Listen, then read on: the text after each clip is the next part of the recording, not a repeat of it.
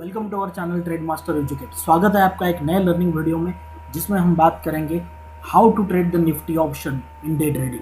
सो friends, जब हम कभी भी कोई भी इंडेक्स को ट्रेड करना चाहते हैं, जो निफ्टी हो या बैंक निफ्टी हो, तो किस प्रकार का लॉजिक या साइकोलॉजी होनी चाहिए उस ट्रेड के पीछे, and how to make the trade with the risk reward 1:3, 1:4, 1:5, जो बड़े प्रॉफिट हो, जहां रिस्क बहुत ही कम हो, ऐसे ट्रेड कैसे करने चाहिए।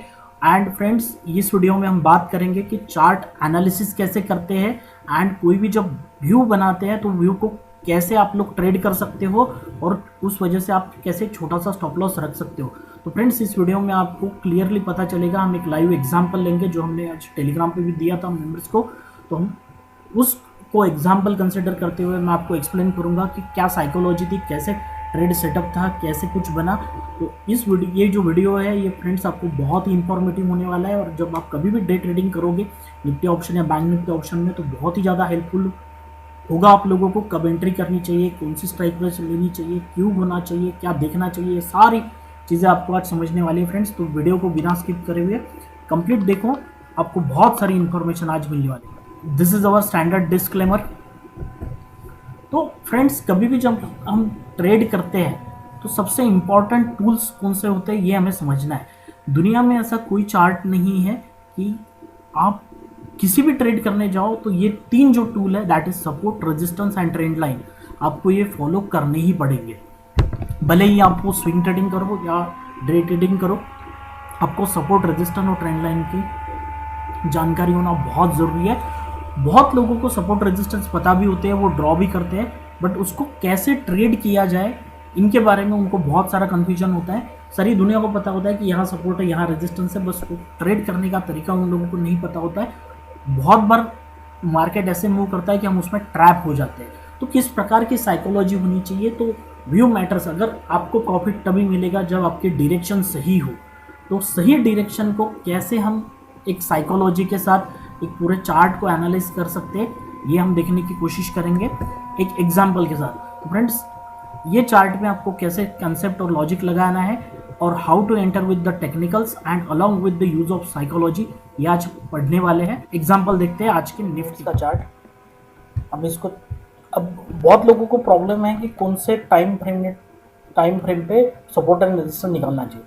तो फ्रेंड्स, बहुत सारे ट्रेडर ऐसे हैं कि जो 1 मिनट का चार्ट यूज़ करते हैं ट्रेडिंग में, 3 मिनट का चार्ट यूज़ करते हैं, 5 मिनट का भी कुछ लोग यूज़ करते हैं। बट फ्रेंड्स, जब आप सपोर्ट एंड रेजिस्टेंस ड्रॉ करो तो ये बहुत ज़रूरी है कि आप थोड़े से बड़े टाइम फ्रेम पे करो, क्योंकि अगर 3 मिनट 1 मिनट पे आप सपोर्ट रेजिस्टेंस निकालने की कोशिश करोगे तो वहाँ पे क्लैरिटी नहीं रहेगी।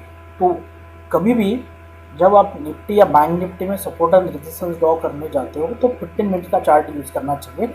हालांकि जब ट्रेडिंग करते समय आप 3 मिनट का यूज़ करो, 5 मिनट का यूज़ करो, तो उससे बहुत कुछ ऐसा फर्क नहीं पड़ता है। But to finding out the levels, important level, it's always better to use the 15 minutes chart.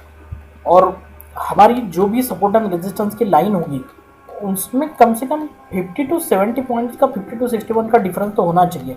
कभी भी सपोर्ट रेजिस्टेंस ऐसे नहीं होती है कि हमने यहाँ पे बना लिया और यहाँ पे। और एक फ्रेंड्स इंपॉर्टेंट है, जब हम सपोर्ट एंड रेजिस्टेंस ड्रॉ करते हैं तो एक पर्टिकुलर लाइन नहीं होती, कभी जोन होता है, ठीक है। तो अगर मान लो कि मैंने कहा कि एक इंपॉर्टेंट सपोर्ट है यहाँ पे, तो अभी ऐसा हो सकता है कि एक कैंडल यहाँ पे आके एक वीक बना के फिर से यहाँ पे क्लोज हो जाए, तो कभी भी एरिया होता है। तो ये फ्रेंड्स सपोर्ट और रेजिस्टेंस के बारे में हमेशा याद रखना है। अब यहाँ पे एक हमने इंपॉर्टेंट जोन बनाया हुआ है, हम इसे एक्चुअली डिलीट कर देते हैं, मतलब हम क्लियरली उसे समझ सकें। तो दिस इज 15 मिनट चार्ट। यहाँ पे आप देखो कि अगर आप ऐसे देखो कोई कुछ समझ में नहीं आएगा, बट आप एक क्लियरली ऑब्जर्व करो कि मैं यहाँ पे एक लाइन रखता हूँ यहाँ पे, तब आपको क्लियरली समझ में आएगा। तो एक बॉक्स ड्रॉ करते हैं।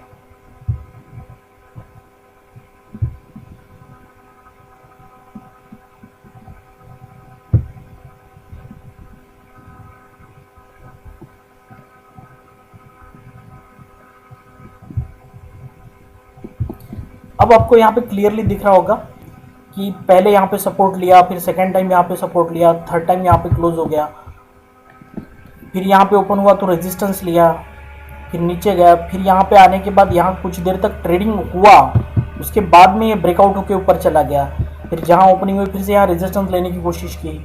तो फ्रेंड्स, आपको ये क्लियरली चार्ट पे आपको नेकेड आइज से दिख जाता है कि अभी जैसे पहले चार्ट था तो कुछ समझ में नहीं आ रहा था, बट बट आप क्लियरली देखोगे तो आपको यहाँ पे दिखाई देगा कि नंबर ऑफ टाइम्स यहाँ पे सपोर्ट लिए हुए है या फिर रेजिस्टेंस है, तो कहीं ना कहीं ये इंपॉर्टेंट जोन है। ठीक है, तो सबसे पहले चार्ट को देखते समय आपने देखना चाहिए कि सबसे पहले क्या हुआ। कल मार्केट ऊपर गया था, फिर क्लोजिंग यहाँ पे हुई। कल के कंपैरेटिवली आज मार्केट नीचे ओपन हुआ, गैप डाउन ओपन हुआ और फिर ऊपर गया। तो हमें कहीं ना कहीं जब नीचे ओपन हुआ तो नीचे भी एक सपोर्ट ड्रॉ करना चाहिए, जो इंपॉर्टेंट मेगा सपोर्ट बन के सामने आएगा। अगर इस चार्ट को आप देखोगे तो आपको क्लियरली दिखेगा। हमें फिर से सिंपल जो आंखों से दिखता है, अब आपको यहाँ पे क्लियरली दिखाई दे रहा होगा। अगर मैं यहाँ पे एक बॉक्स ड्रॉ करूँ, ये लेवल सेकंड, थर्ड, फोर्थ, तो हम लोग 100% यहाँ पे एक सपोर्ट रेजिस्टेंस ड्रॉ कर सकते हैं।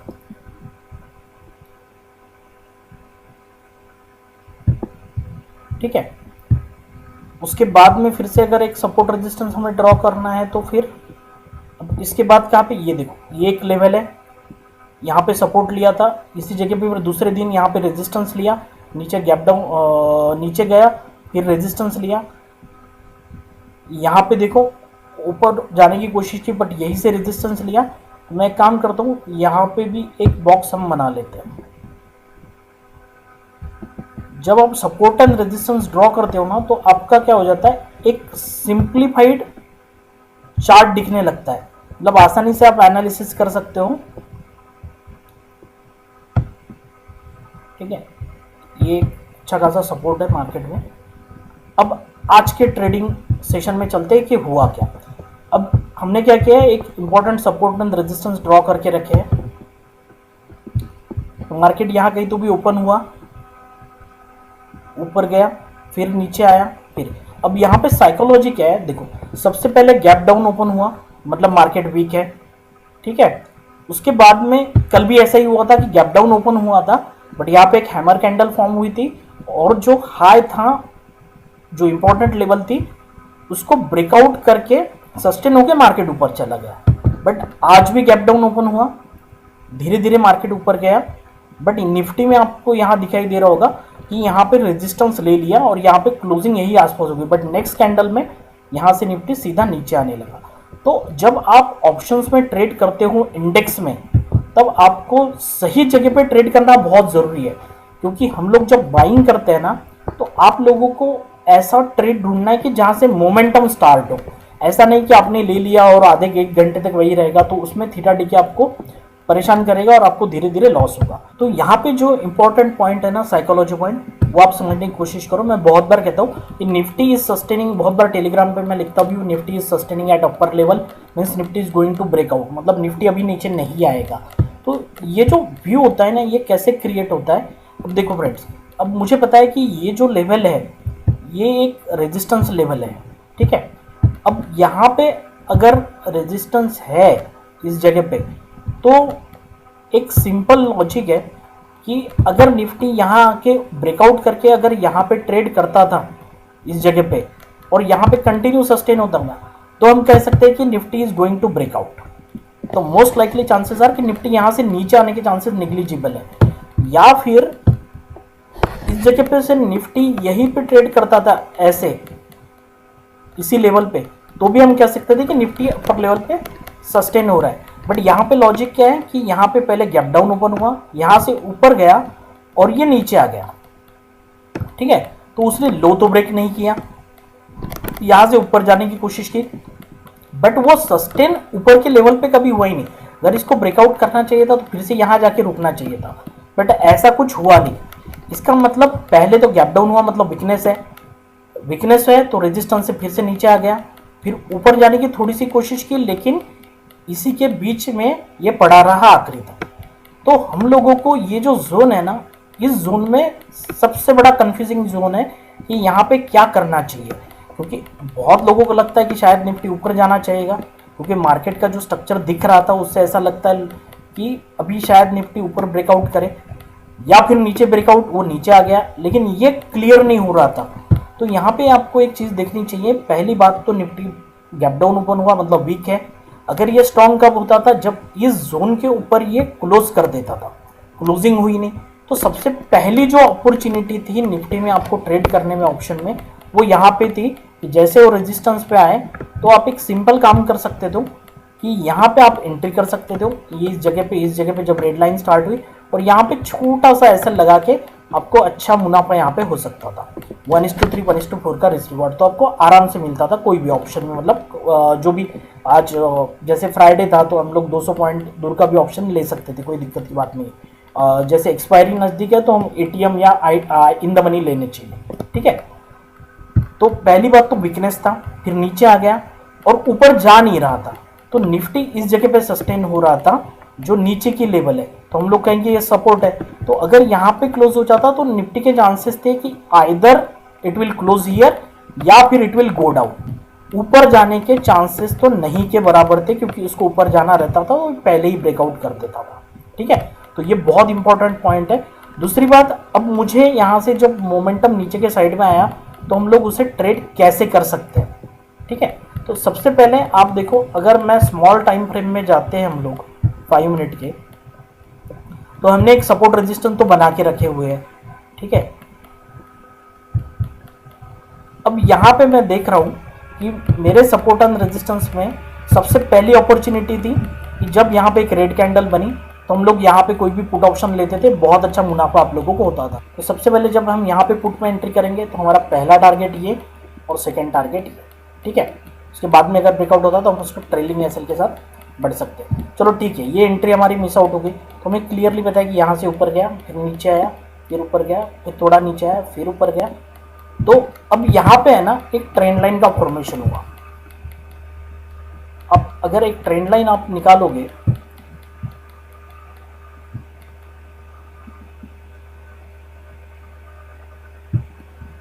ठीक है, अब यहाँ पे देखो, ये पहला पॉइंट, ये दूसरा पॉइंट, ये छोटा सा वीक होता है, इसे निगलेक्ट किया, थर्ड पॉइंट, फोर्थ पॉइंट, तो आपको क्लियरली दिख रहा होगा कि इस ट्रेंड लाइन को निफ्टी सपोर्ट ले रहा था। और एग्जैक्टली जब हमारा एक व्यू क्रिएट हुआ कि यहाँ पे ये ऊपर तो नहीं जा रहा है, तो कहीं ना कहीं एक डे ट्रेडिंग में खुद सपोर्ट रेजिस्टेंस भी बनते हैं, तो हम लोगों को पता चला कि ये एक रेजिस्टेंस बन के काम कर रहा है। इसका हम कलर चेंज कर देते हैं थोड़ा सा, तो आपको क्लियरली समझ में आए, ठीक है। तो ये कहीं ना कहीं एक लेवल बनी थी, जो यहाँ पे भी एक देखो रेजिस्टेंस लिया, second time, third time, fourth time, तो कहीं ना कहीं यहाँ से फिर से रेजिस्टेंस ले रहा था। और जैसे ही ये हमने ट्रेंड लाइन ड्रॉ की,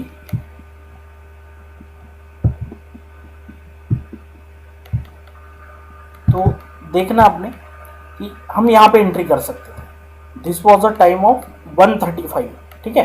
तो ये मैंने आपको ये एग्जैक्टली टेलीग्राम पे इस जगह पे कॉल दिया था। अगर मैं यहाँ पे एंट्री करता हूँ, ठीक है, तो पहली बात तो ये तो अभी एक इसे हम निकाल देते, ठीक है। तो अगर मैं यहाँ पे एंट्री करता हूँ, सबसे पहली बात तो जो हमारा ये वाला, अगर मैं यहाँ पे एंट्री कर लेता हूँ तो मेरा जो एसएल होगा ना, वो छोटा सा एसएल होगा इस जगह पे, ठीक है। ये लेवल है तो यहाँ पे मेरा एसएल रहेगा, ठीक है। तो अगर मैं यहाँ पे एंट्री करता हूँ तो छोटा एसएल रहेगा, और जो टारगेट है वो पहला टारगेट रहेगा ये लाइन, और सेकंड टारगेट रहेगा ये लाइन। तो एग्जैक्टली देखो आप, एक तो यहाँ पे भी आप एंट्री कर सकते हो, बट ये थोड़ा सा पहले एंट्री हो जाती है। एग्जैक्टली जब ये कैंडल बन के इस लेवल को ब्रेकआउट कर रही थी, तब आप यहाँ पे एंट्री कर सकते हो। तो एग्जैक्टली 1:35 का टाइम है, तो यहाँ पे आप कोई भी पुट ऑप्शन बाय कर सकते हो, और यहाँ से बाय करके आपका पहला टारगेट, अगर आप देखोगे 14,963 टू 10,000, तो ये 40 to 50 पॉइंट्स का मूवमेंट था, और वो भी वेरी फास्ट। और नेक्स्ट टारगेट था जो यहाँ पे था, तो वो लगभग यहाँ से आपको अगेन 60, 70, 80 पॉइंट्स की मूवमेंट नीचे के साइड में मिल गई वन में। अगर आप छोटे टाइम फ्रेम पे भी जाके इसे कोशिश करोगे देखने की, तो आपको क्लियर हो जाएगा। See how the trend line is working, exactly यहीं पे सपोर्ट ले रहा था। जैसे इसको ब्रेकआउट हुआ तो आपका ये एंट्री का टाइम है। तो आप लोग यहाँ पे भी एंट्री कर सकते हो, यहाँ पे भी एंट्री कर सकते हो। अगर आपने यहाँ पे एंट्री की मान लो, तो आपका जो स्टॉप लॉस होगा वो इस जगह पे रहेगा, ठीक है। और आपका रिवॉर्ड, पहला ये टारगेट और सेकंड टारगेट, एग्जैक्टली मैं आपको ऑप्शन में जाके समझाता हूँ। फ्रेंड्स हमने जो एंट्री की थी 120 वो लगभग यहाँ पे थी, आप यहाँ पे भी एंट्री कर सकते हो। 122 125 यहाँ पे हमने एंट्री की। अब आपने देखना जब हम 3 मिनट का चार्ट इसको करेंगे तो आपको और एक चीज़ क्लियर होगी हमने जल्दी एंट्री क्यों लिया।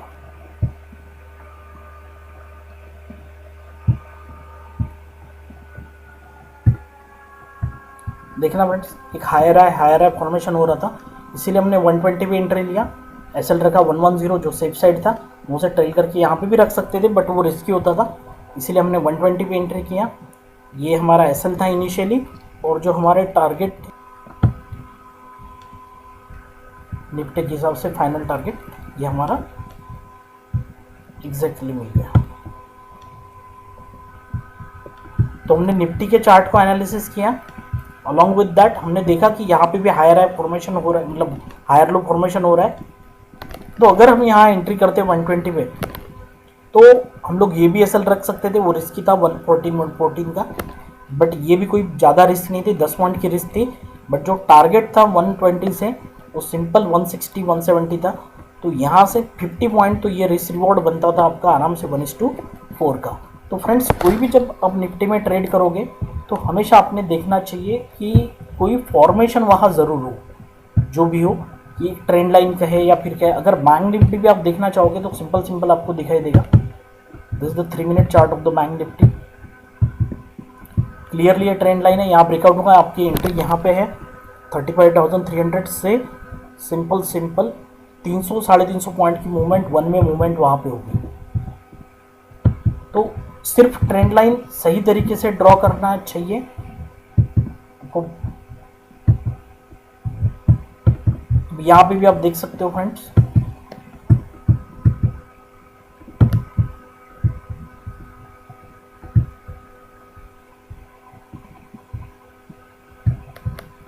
ये भी एक ट्रेंड लाइन को सपोर्ट कर रहा था। पहले यहाँ से ओपन हुआ, ऊपर गया, नीचे आया, सेकेंड टाइम फिर गया, फिर यहाँ पे थर्ड टाइम। तो आप 100% यहाँ पे एंट्री कर सकते हो अगर, क्योंकि यहाँ पे क्या है, यहाँ निफ्टी वीक नहीं है, गैप अप ओपन हुआ और कंटिन्यू हायर ऊपर जा रहा है। तो एग्जैक्टली अगर इस जगह पे आएगा तो हम लोग यहाँ पे सिंपल बाय एंट्री करेंगे और हमारा एसएल रहेगा यहाँ पे, ठीक है। और जिस तरह से ट्रेंड लाइन ऊपर जा रही है हम हमारा मार्केट में ट्रेलिंग एसएल लेते जाएंगे। आप देख सकते हो यहाँ पे और एक हम ट्रेंड लाइन अगर ड्रॉ करें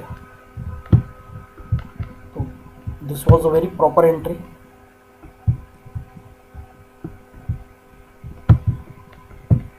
first point, second point, third point, इसका ब्रेकआउट। तो यहाँ पे हम एंट्री कर सकते थे 36,200 पे कोई भी कॉल ऑप्शन, और यहाँ पे मूवमेंट हो गई 400 पॉइंट की non stop clear up trend. बस सिर्फ ट्रेंड लाइन सही तरीके से ढूंढ के एग्जैक्ट पॉइंट पे एंट्री करना बहुत जरूरी है। अगर यहाँ पे आप एंट्री करोगे तो आपका एसएल ही रहेगा ये स्विंग लो छोटा सा, या फिर आप जो सेफ प्लेयर है वो ये भी एसएल रख सकते हैं। तो इवन छोटे से एसएल के साथ भी आपको बड़ा प्रॉफिट हो सकता है। मैं आपको और कुछ ट्रेड दिखाता हूँ।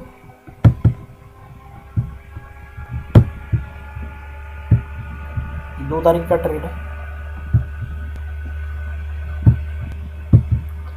देखो पहली बार ओपन हुआ, ऊपर गया, नीचे आया, सेकंड टाइम, थर्ड टाइम। अब यहाँ पे एग्जैक्टली इस जगह पे आप सेल कर सकते हो और आपका जो पहला टारगेट रहेगा वो रहेगा ये पॉइंट, ठीक है। क्योंकि ये जो लो बना हुआ है ना, यहाँ एक इम्पॉर्टेंट लेवल भी है, आप देख सकते हो क्लियरली।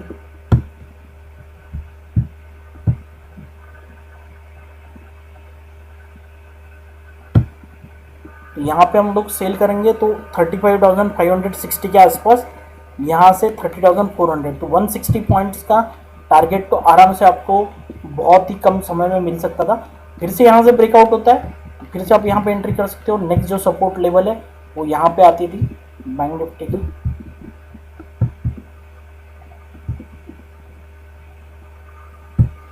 तो सेकंड टारगेट की आपको आराम से मिल गया। और एक एग्जांपल है ट्रेंड लाइन का,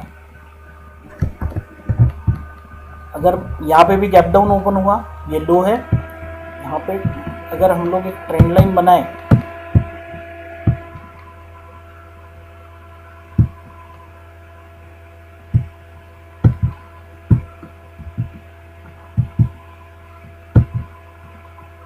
दिन गैप डाउन ओपन हुआ था, देख सकते हो, ठीक है। गैप डाउन ओपन हुआ, नीचे आया, फिर धीरे धीरे धीरे धीरे एग्जैक्टली यहाँ पे आप एंट्री करोगे और आपका एसएल रहेगा ये वाला पॉइंट। तो बहुत छोटे एसएल के साथ वन वे आपको यहाँ से मूवमेंट मिली 35,550 से कंटिन्यू यहाँ तक 34,800, 500-600 पॉइंट की वन वे मूवमेंट हो गई आपको एक डायरेक्शन में, आगे तो और नीचे गया। यहाँ पे देखो उसी दिन कंटिन्यू ऊपर जा रहा था इस ट्रेंड लाइन में, पहली बार, सेकंड, थर्ड, फोर्थ, फिफ्थ, यहाँ पे ब्रेकआउट हो गया। आप यहाँ पे एंट्री करोगे आराम से, यहाँ पे 35,100 से लेके 34,700, तो यहाँ फिर से 400 पॉइंट की मूवमेंट कुछ 5-10 मिनट के अंदर हो गई, तो आपके ऑप्शन बहुत बढ़ गए होंगे।